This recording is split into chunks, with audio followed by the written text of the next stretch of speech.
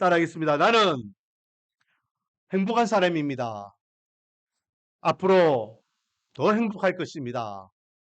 왜냐하면 시작. 하나님이 함께 하시기 때문입니다. 저와 여러분은 늘 행복한 사람입니다. 근데 얼굴은 왜 안 행복해 보입니까? 하나님이 함께 하시기 때문에 항상 행복하고 앞으로 더 행복한 삶을 살아갈 줄 믿습니다. 자, 11월 달부터 저희들이 히브리서 말씀을 이제 묵상하고 있습니다. 히브리서에 대해서 우리가 좀 생각해 보면요. 히브리, 즉 히브리인들에게 보낸 편지이죠. 누구인지는 요즘은 여기에 대해서 미명이라고 이야기합니다.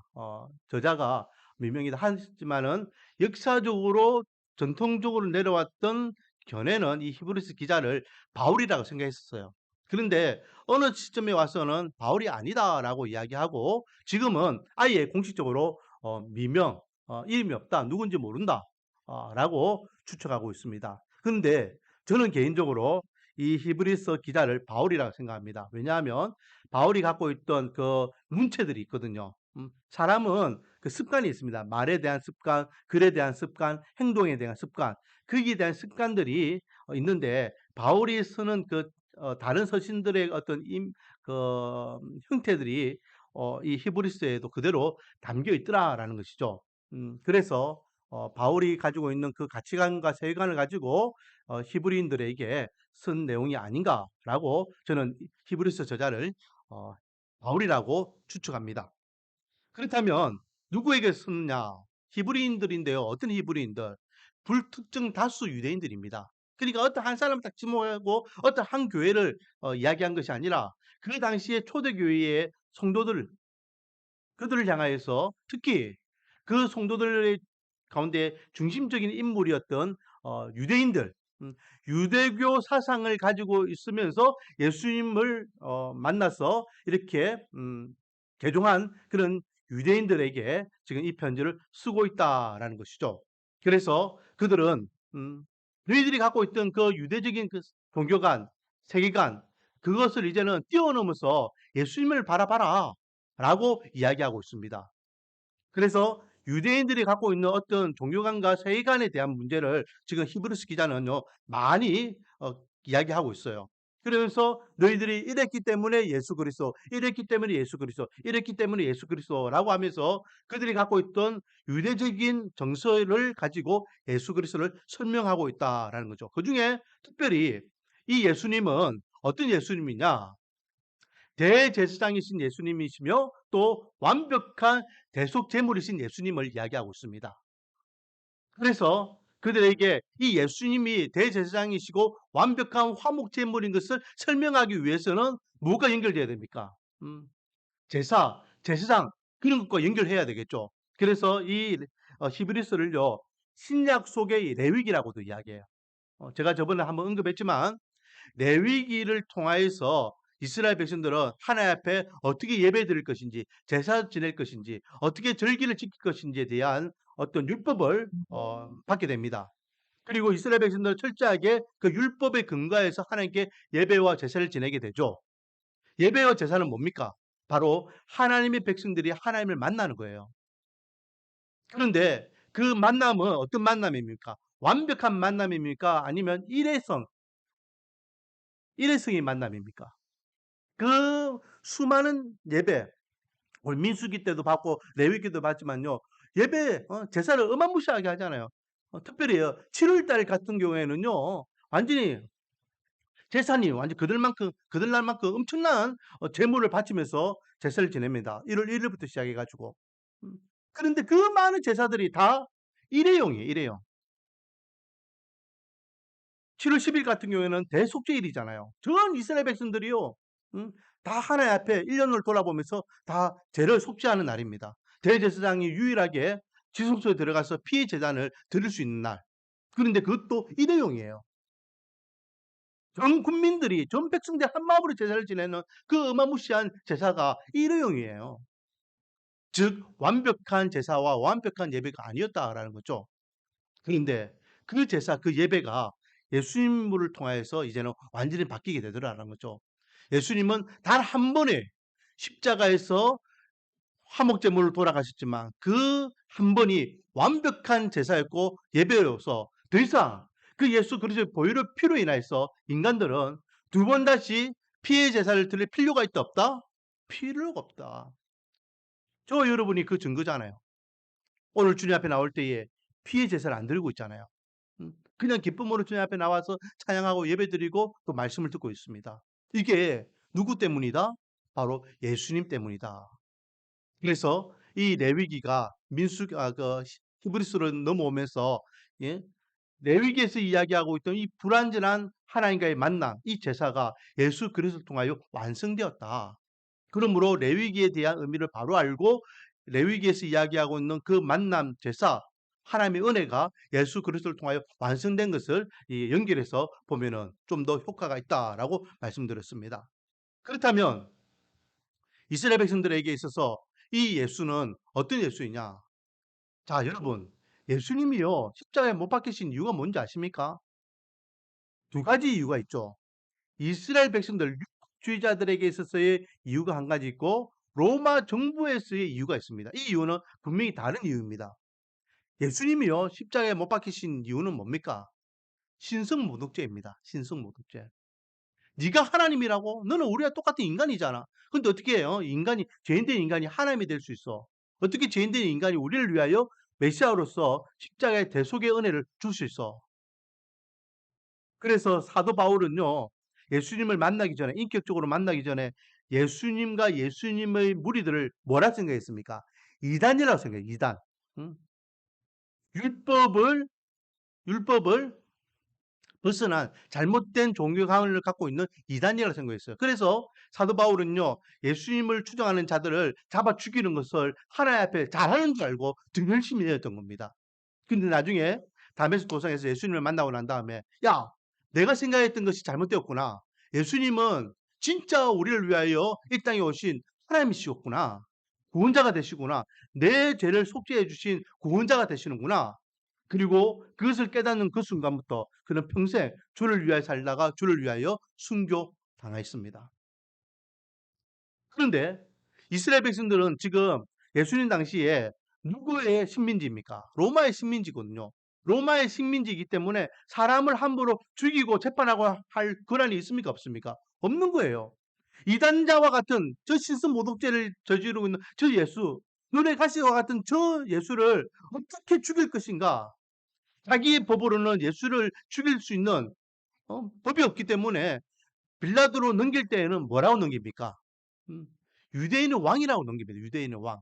유대인의 왕이라는 것은 우리는 예수님을 향해서 나의 주, 나의 하나님, 나의 왕이라고 고백하니까 우리는 그것을 마치 그렇게 생각하지만 이스라엘 백성들이 예수를 빌라도에게 넘길 때의 유대인의 왕이라는 것은요.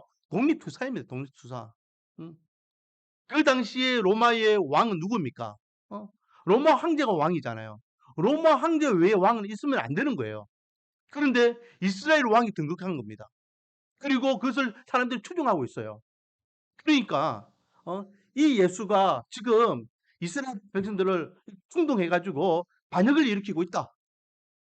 라고 지금 정치범으로 예수를 이렇게 넘기는 거죠. 그래서 빌라도가 예수님을 십자가 못 박을 때에 그 위에 패가 있어. 죄명이죠. 뭐라 적었습니까? 유대인의 왕이라고 적은 거예요. 유대인의 왕. 그것은 우리가 알고 있는 나의 왕, 나의 하나님이 아니라 이스라엘의 독립투사했던 이스라엘의 왕, 그것이 이 예수가 죽은 제명이라는 거죠. 근데 그것이 어떻게 보면은 이스라엘의 불똥이 잘못 튈 수 있으니까 유대 종교 지도자들은 뭐라 이야기합니까? 아니다, 아니다, 아니다. 그 유대인의 왕이라 하지 마라. 우리는 저 예수와 아무 상관이 없어. 그러니 자칭 유대인의 왕이라 해라. 자칭 유대인의 왕. 그때에 빌라도가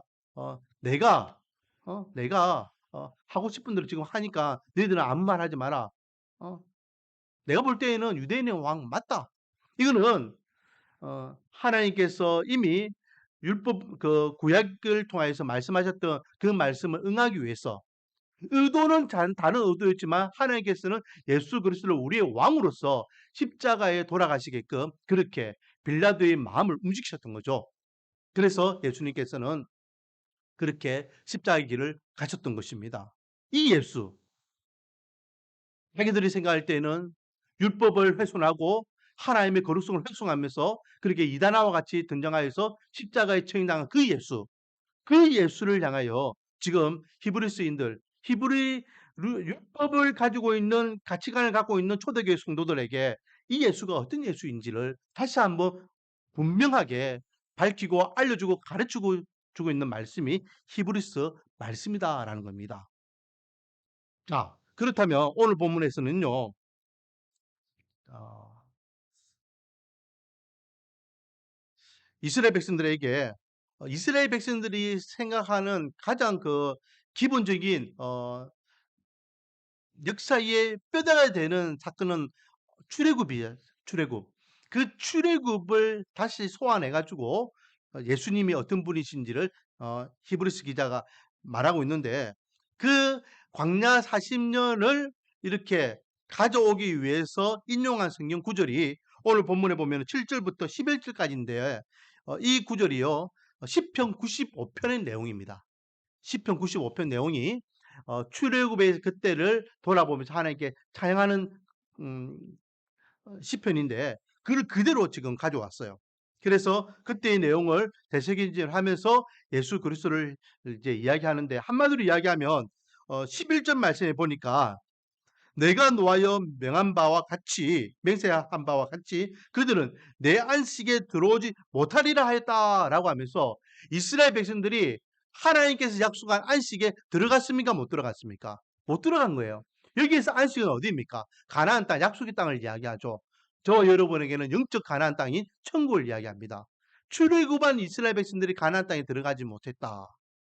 모세가 그들을 이끌었지만은 결국은 가나안 땅에 들어가지 못한 그런 약한 부분을 지적하면서 모세는 그렇게 하지 못하였지만은 누구는 그렇게 할 수 있다는 겁니까? 예수 그리스도는 우리에게 하나님께 약속한 가나안 땅, 약속의 땅, 완벽한 안식이 있는 그곳으로 우리를 인도할 수 있다라고 말씀하고 있는 거죠.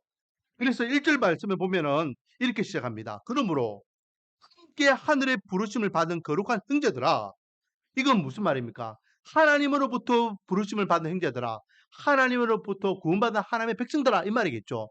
안식을 향하여 천국을 향하여 달려가고 있는 성도들을 이야기하는 것입니다. 우리가 믿는 도리의 사도, 우리가 믿는 도리의 사도이시며 대제사장이신 예수를 뭐해라? 깊이 생각하라. 우리가 믿고 있는 그 도리, 우리가 믿고 있는 그 대제사장이신 예수를 깊이 생각하라, 묵상하라. 그래서 그 예수님이 누구인지를 분명히 알고 분명히 바로 믿어서 어디 가자? 천국 가자. 약속의 땅, 영원한 안식에 들어가자라고 말씀하고 있는 것입니다. 자, 오늘 본문을 통해서요. 우리에게 주시는 교훈은요. 첫 번째, 본보기가 되는 광야 40년이에요. 성경은 늘 우리에게 본보기가 됩니다. 어, 사도 바울은 그것을 거울이라고도 이야기하죠. 그래서 이스라엘 백성들의 광야 40년을 바라보면서 그것을 그대로 우리에게 비추어 보면 돼요. 그래서 우리는 그렇게 살고 있는가, 살지 못하는가 돌아보면서 체크하면 되는 것입니다. 그래서 금방 제가 다시 언급했지만은 7절부터 11절까지는요. 시편 95편을 인용하고 있고 15절부터 19절까지는 이 시편 95편을 해석하고 있는 거예요. 해석. 그 광야 40년의 배경과 그리고 그들이 왜 가나안 땅에 들어가지 못한 영원한 안식에 들어가지 못한지를 쭉 설명하고 있는데 결국은 한번 보겠습니다. 이스라엘 백성들이요. 완벽한 안식에 들어가지 못한 이유, 가나안 땅에 들어가지 못한 이유는 무엇이냐? 두 가지로 이야기할 수 있죠. 15절입니다. 15절에 성경에 일렀으되 오늘 너희가 그의 음성을 듣거든 경노하시게 하던 것 같이 너희 마음을 완고하게 하지 말라 하였으니 너희 마음을 완고하게 하지 말라라고요. 너희 마음을. 그리고 16절에 듣고 경노시키게 하던 자가라고 있죠. 하나님의 음성을 들었는데도 불구하고 뭐 했다는 거예요? 하나님을 경노시키게 했다는 거예요. 이것은 뭘 이야기합니까? 하나님의 말씀을 들었는데도 불구하고 마음이 완악해 가지고 하나님의 말씀을 듣지 못하는 것이 이스라엘 백성들이 가나안 땅에 들어가지 약속의 땅에 들어가지 못한 첫 번째 이유다라는 것입니다. 여러분, 하나님의 말씀은요. 듣는 것은 중요한 게 아니에요. 그것을 들었을 때에 그 말씀이 내 믿음의 마음마다 심겨져야 되는 거예요. 심겨진 말씀이 우리의 삶을 움직일 때에 그것이 어 믿음의 열매로 맺어지게 되는 것입니다. 그런데 하나님의 말씀을 마치 교양을 듣는 것 같이 인간 지식을 찾는 것 같이 듣고 끝내버리는 사람이 많아요. 내가 이번 주에 우리 목사님한테 이런 설교를 들었다 하면서 마치 자기의 어떤 교양이나 지식이 풍성한 같이 사람들에게 그 말씀을 인용하면서 자랑하는 거. 그런 건 아무 의미가 없습니다. 항상 말씀은 누구에게 비춰져야 된다 했습니까? 나에게 비춰져야 되는 거예요. 그래서 그 말씀을 들을 때 내가 찔림이 되고 깨달음이 되고 반성이 되고 위로가 되고 셈이 되고 도전이 되어서 그 말씀대로 살아가기 위해서 내가 그 말씀대로 살아가기 위한 적용시키는 거죠. 다른 사람들에게 이야기할 필요가 없다라는 거예요. 그런데 문제는 뭡니까? 그 말씀이 들려지지 않는 거예요. 내 마음의 밭에 심겨지지 않는 겁니다. 왜요? 완악하기 때문에. 이스라엘 백성들은요. 하나님 앞에 직접 말씀을 들었잖아요. 기록된 성경이 없을 때입니다. 오늘날 우리는 기록된 성경으로도 은혜 받지만은 직접 하나님께서 직접 말씀해 주시면 얼마나 큰 은혜가 있습니까? 그래서 뭐 신사도와 운동하는 그 이단들은요. 하나님께서 지금도 직접 계시를 하신다 해서 하나님께서 우리에게 직접 말씀하시는 것을 들어야지 이 기록되어 있는 말씀 사람들이 짜집게 하는 이 성경은 아무 의미가 없다라고 이야기하는 사람들도 있습니다. 그런데 하나님께서는 우리에게 직접 말씀하지 않고 어떻게 하십니까? 오늘날은 이 기록된 말씀을 통하여 우리에게 주시죠. 이 기록된 말씀도 우리에게 은혜가 되는데 직접 말씀하시면 얼마나 큰 은혜가 되겠고 또 말씀하시면은 그 말씀대로 우리가 얼마나 순종하는 삶을 살겠습니까? 작년 40년 동안은 이스라엘 백성들이 정말 하나님의 말씀을 들었잖아요. 하나님께서 모세에게 말씀하셨고 모세가 하나님의 말씀을 그대로 대언했잖아요. 음. 그럼에도 불구하고 귀가 닫혀 있고 마음의 문이 닫혀 있으니까 그 하나님의 말씀에 반응하는 것이 달랐습니다. 늘 하나님을 경노하게 하고 하나님을 대적하고 하나님을 비난하고 하나님을 원망하고 하나님께서 원하지 않는 삶을 살았다라는 것이죠. 그 결국은 안식에 들어가지 못하는 이유 두 번째와 연결되는 것입니다. 18절의 말씀 같이 한번 읽어보겠습니다. 시작. 또 하나님이 누구에게 맹세하사 그의 안식에 들어오지 못하리라 하셨느냐. 곧 순종하지 아니하던 자들에게가 아니냐. 하나님께서 아예 맹세해버린 너희들은 이제 가나안 땅에 들어가지 못해 라고 이야기하죠. 음, 우리가 여기에 보면요. 시편 95편을 인용했다 했는데 이 시편 95편을 인용한 그 시편을 보면요. 거기에는 보면 그냥 광야라고 되어 있는데 광야가 어떤 광야냐면 무리바 광야예요. 무리바. 여러분 무리바가 어떤 사건이 있었습니까? 이 무리바는요. 모세가 이스라엘 백성들이 물 달라 할 때 반석을 두 번 쳐가지고 물을 내는 그 사건이거든요. 그때 이에 하나님께서는요. 대노하십니다. 그래서 모세와 아론에게 야 네가 나의 거룩성을 훼손시켰어? 너희들은 이제 가나안 땅에 못 들어가라고 하나님께서 승파하시는 장면이 나와요. 그걸 이야기하는 겁니다. 하나님의 신실한 종이었던 모세와 아론에게도 너희들은 나의 거룩성을 훼손했기 때문에 가나안 땅에 못 들어가라고 말씀하시는데 그러면 그 외에 이스라엘 백성들은 어땠을까요? 늘 부정과 불평과 원망과 또 하나님을 향하여서 이렇게 비판적인 그들은 당연히 못 들어가죠. 자, 그것을 상기하면서 오늘 히브리서 기자는 뭐라고 해석하고 있냐? 18절에 보니까 순종하지 않았기 때문이다라고 말씀하고 순종하지. 하나님께서 그 돌을 향해서 명하라라고 말씀하지 돌을 치라 말씀하지 않았어요. 그것을 명하는 거나 돌로 치는 거나 뭐가 그렇게 큰 문제입니까? 그런데 하나님께서는요. 명하지 않고 돌 두 번 쳤다고 하는 그 때문에 이스라엘 백성들이 들어가지 못하는 그 가나안 땅, 이 모세와 아론도 더불어 들어가지 못하는 40년 잘 보내고 마지막 끝부분에 그렇게 발걸음이 멈추게 되는 엄청난 일을 당하게 되는 걸 보게 됩니다. 이 말은 무슨 말입니까? 하나님은요. 완벽한 순종을 원하신다는 거예요.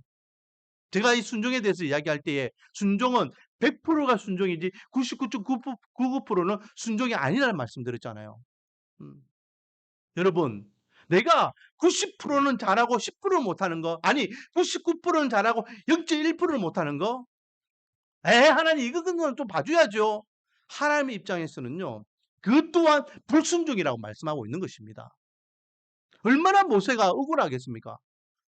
하나님 제가 출애굽해 가지고 안 한다고 그만큼 이야기했는데 굳이 저를 불러내 가지고 출애굽시키고 특히 이스라엘 백성들에게 40년 동안 원망당하고 불평과 불신당하면서 그렇게 이스라엘 백성들 다 끌고 왔는데 이제 가나안 땅 눈앞에 보이는데 왜 제가 저 땅을 못 돌아갑니까? 내가 이거 돌로 두 번 치게 그렇게 하나님 못마땅하십니까? 라고 하나님 앞에 불만을 토로할 수도 있잖아요. 그런데도 불구하고 하나님께서는 네가 그 한 행동 때문에 가나안 땅 못 들어간다라고 말씀하고 계시는 겁니다. 우리는 어떻습니까? 우리는 이 광야 40년의 이스라엘 백성들의 모습, 모세와 아론까지 다 포함한 이 모습들이 우리에게는 도전이 되기를 원합니다. 나는 약속의 땅 가나안 땅에 들어가기 위해서 어떻게 해야 되겠느냐? 항상 하나님의 말씀에 귀를 열어야 되고 하나님의 말씀에 마음의 문을 열어야 될 줄 믿습니다. 그래서 그 말씀을 우리가 믿음의 마음한테 잘 심겨줘서 그 말씀에 순복하는 삶을 통하여 믿음의 열매가 30배, 60배, 100배로 무럭무럭 주렁주렁 맺어지는 은혜가 있기를 주님의 이름으로 축원드립니다. 자, 생활, 신앙생활. 그것이 우리가 가나안 땅에 들어가고 약속의 땅에 들어갈 수 있는 비결인데에 유일한 방법인데에 그렇게 살아가기 위해서는 어떻게 살아야 되느냐? 오늘 핵심적인 말씀이요. 바로 이 두 번째 내용입니다. 따라하겠습니다. 오늘 신앙이 중요하다. 네. 우리가요, 오늘 신앙을 우리가 기억해야 됩니다. 자, 어제, 오늘, 내일이라는 시제가 있습니다. 어제는요, 이미 지나갔잖아요. 내일은 아직 오지 않았습니다. 우리 날이 아니에요. 제가 이야기했죠. 우리에게는 내일이 있다, 없다? 따라하겠습니다. 우리에게는 내일이 없다. 여러분, 내일이 있습니까? 내 다음 주에 무슨 계획이 있고, 무슨 계획을 하고, 무슨 계획을 하고, 뭐 해야지? 그 계획은 계획일 뿐입니다. 내 것이 아니에요. 하나님께서 우리에게 내일을 허락해 주실 때에 우리는 내일을 살아갈 수 있는 것이고, 일주일을 살아갈 수 있는 겁니다. 그렇다면, 우리에게 유일하게 누릴 수 있는 시간은 언제입니까? 지금 이 시간, 오늘밖에 없음을 믿으시기 바랍니다. 그래서 우리는요, 오늘이 중요한 거예요. 지나가는 어제도 중요하지 않습니다. 앞으로 오지 않았던 내일도 중요한 것이 아닙니다. 지금 살고 있는 지금 이 시간이 제일 중요한 날인데 여기에 대한 신앙은요. 우리 손영환 목사님의 신앙에서도 볼 수 있죠. 우리 손영환 목사님이 이런 말씀을 하셨습니다. 1949년 5월 8일 신수동 성결교회에서 봉회하고 난 다음에 일기를 적었는데요. 그 일기의 내용이라고 합니다. 오늘이 내 날이다. 오늘만 내 날이다. 어제는 지나갔으니 나와는 상관이 없어졌고 내일은 아직 오지 않았으니 오늘 밤 어찌 될지 믿을 수 없으니 오늘만 내 날이다. 라고 고백했다는 거죠. 그래서 손영환 목사님은 오늘 신앙을 가지고 신앙생활을 했습니다. 오늘 신앙. 묵묵하게 하루하루 그렇게 신앙생활을 한 겁니다. 이렇게 하나님의 말씀을 붙잡고 하나님께서 원하시고 하나님께 기뻐하시는 그런 삶을 살아갈 때에 환난을 당하고 역경을 당해도 그는 흔들리지 않았죠. 두 아들을 잃을 때도 흔들리지 않았습니다. 인간적으로 아비의 마음으로는 너무 힘들었죠. 그러나 신앙적으로는 흔들리지 않았습니다. 그래서 그는 나중에 하나님 앞에 감사의 기도도 드리잖아요. 미국 가려고 준비했던 두 아들을 미국보다 더 좋은 천국으로 보내주시니 감사드립니다. 한 아들도 순교하는 것이 은혜인데 두 아들 순교하게 하시니 감사드립니다. 무슨 이런 감사를 다 할 수 있겠습니까? 흔들리지 않는 믿음이 있었기 때문에 가능했고 그 믿음은 하루하루의 믿음이었기 때문에 가능했다라는 것입니다. 결국은 그리고 그렇게 두 아들을 죽였던 그 공산주의자 청년을 자기의 양자로 삼잖아요. 자기의 양자를 삼는 그 순간 한 딸을 잃어버리게 됩니다. 누굽니까? 자기의 그 친딸 손동희 고사를 잃어버려요. 아버지, 저 사람을 우리 양자로 맞이한다는 것은 저 사람이 이제 나의 오빠가 된다는 것인데 나의 오빠가 된다는 것은 저는 인정할 수 없습니다. 그래서 평생 이 손동희 고사는요, 자기 아버지를 원망하고 그 오빠를 인정하지 않았잖아요. 그 마지막 죽기 전에 그 오빠를 용서하고 맞이했잖아요. 이 신앙은요, 우리가 하루아침에 일어나는 신앙이 아닙니다. 하루하루라는 그 역사가 차곡차곡 쌓일 때에 생길 수 있는 믿음의 신앙입니다. 저와 여러분도 뭐 지금부터 대단하게 뭐 나는 큰 믿음 갖고 있어. 나는 대단한 사람이야. 아닙니다. 하루하루 우리가 매일매일 하나님을 의지하고 하나님의 사람으로 하나님과 동행하는 삶을 살아가는 것이에요. 그것이 하루가 되고 일주일이 되고 한 달이 되고 1년이 되고 10년이 되다 보면은 굳건한 반석과 같은 믿음이 될 줄 믿습니다. 이렇게 되면 어떤 비바람 안에서도 흔들리지 않고 오직 여호와를 신뢰하고 하나님의 약속의 말씀을 붙잡는 신실한 하나님의 백성이 될 것이고, 결국 그런 믿음의 소유자는 약속의 땅, 가나안 땅, 천국을 소유하게 될 줄 믿습니다. 그러므로 저 여러분은요, 오늘 살아갈 때에 있어서 오늘 신앙을 붙잡으셔야 됩니다. 오늘 신앙. 오늘 본문도 보십시오. 오늘 본문도요, 이 히브리스 기자는요, 뭘 강조하고 있습니까? 오늘을 강조하고 있는 것을 보게 됩니다. 이스라엘 백성들 광야 40년의 그 문제를 음, 거치면서 지금 믿음이 흔들리고 있느냐, 유혹받고 있느냐, 오늘이 중요하다라고 가르치고 있죠. 12절, 13절 말씀입니다. 자, 같이 한번 읽어보겠습니다. 두 절이지만은 같이 한번 읽어볼게요. 시작. 형제들아, 너희는 삼가 혹 너희 중에 누가 믿지 아니하는 악한 마음을 품고 살아계신 하나님에게서 떨어질까 조심할 것이요. 오직 오늘이라 일컫는 동안에 매일 피차 권면하여 너희 중에 누구든지 제 유혹으로 완고하게 되지 않도록 하라. 너희 형제들 가운데에 혹시 믿음이 떨어지는 자들이 있느냐? 시험 들고 유혹받아서 하나님을 불신하고 하나님의 말씀에 불순종하는 자들이 있느냐? 그들에게 어떻게 해라는 겁니까?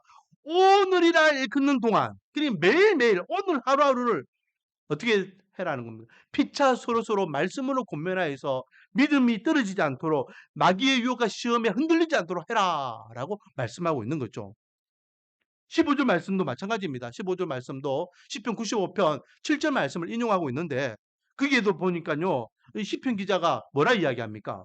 오늘 너희가 그의 음성을 듣거든이라고 되어 있어요. 이스라엘 백성들을 향해서 하나님께서 말씀하시기를 오늘 너희가 하나님의 음성을 듣거든 그 음성을 듣고 순종해라. 그런데 왕과에서 그 말씀을 듣지 못하고 오히려 하나님을 경노하게 하였느냐라고 말씀하고 있는 것입니다. 오늘 신앙이 중요합니다. 요즘 젊은이들이 싫어하는 말 중에 라떼 이게 조금 꼬봉이거나 아니면은 조금 그 옛날 사람들이 그런 이야기를 한다 하잖아요. 나 때는 또 자기가 좀 잘난 사람이라고 이야기할 때 왕년에 내가 누구였는데 옛날에는 내가 어떻게 살았는데 그런 이야기를 한다는데, 신앙도 마찬가지입니다. 못난 사람들은요, 그런 이야기예요. 내가 옛날에는 얼마나 열심히 했는데, 내가 옛날에는 왕년에는 그렇게 자꾸만 옛날 이야기 하는 사람들이 있어요. 그 옛날 이야기 하는 사람에게 묻습니다. 지금은 어떻게 하고 있냐? 라고 묻는 거예요. 오늘 우리는 어떻게 살아가고 있냐? 아니, 내일, 다음에 어떻게 살 거야? 그거 중요한 게 아니에요. 그건 우리에게 있는 시간이 아니기 때문에. 사랑하는 성도 여러분. 지금 저와 여러분의 모습은 어떤 믿음을 갖고 어떤 신앙을 하고 있습니까? 저희들에게는 오늘이라는 이 신앙의 모습이 중요한 것입니다. 행복하고 즐겁고 감사가 흘러넘치는 믿음의 신앙생활을 하고 있는가? 힘들고 지치고 절망과 좌절로 인하여 힘들게 그렇게 바둥바둥거리면서 신앙생활을 하고 있는가? 한번 우리의 모습을 돌아보기를 원합니다. 매일매일 활력이 넘치고 실수하지 않기 위해서는 우리가 오늘 나에게 주시는 하나님의 약속의 말씀을 붙잡고 하나님의 사람답게 살아가야 될 줄 믿습니다. 오늘 너희가 그의 음성을 듣거든. 오늘 너희가 그의 음성을 듣거든. 이것이 오늘 이 본문을 통해서 하나님께서 저와 여러분에게 주시는 말씀입니다. 매일매일 오늘 나에게 주시는 말씀이 힘이 되고 위로가 되고 또 지혜가 되고 또 바른 방향이 되어서 하나님의 사람으로 부족함이 없는, 그리고 하나님 앞에 실수하지 않고 또 실수하지 않는 그런 삶을 살아가는 저와 여러분의 인생이 되기를 주님의 이름으로 축원드립니다. 기도드리겠습니다. 아버지 하나님, 오늘 우리에게 주시는 음성을 들을 수 있도록 우리의 길을 열어주시옵고 우리의 마음의 밭을 허락하여 주시옵소서. 그리고 오늘 우리에게 주시는 그 약속의 말씀을 붙잡고 신실하게 순복하는 삶을 살아가 주님 앞에 섰을 때 잘했다 인정받고 칭찬받는 하나님의 백성들 다 되게 은혜와 복을 다하여 주시옵소서. 우리 성도들 가운데에 어떤 악한 마음을 품고 살아계신 하나님께 떨어질까 걱정하고 있는 성도들이 있습니까? 또 죄의 유혹으로 그렇게 시험에 빠져서 흔들리고 있는 성도들이 있습니까? 하나님의 말씀을 통하여 피차 권면하여서 어떤 유혹과 시험과 또 불신과 원망과 절망 가운데서도 견고하게 믿음과 신앙이 세워질 수 있는 은혜와 복도 다하여 주시옵소서. 예수님의 이름으로 기도드립니다. 찬양 드리겠습니다. 찬송가 357장입니다. 357장 찬양 드리면서 준비한 예물 하나님께 드리겠습니다.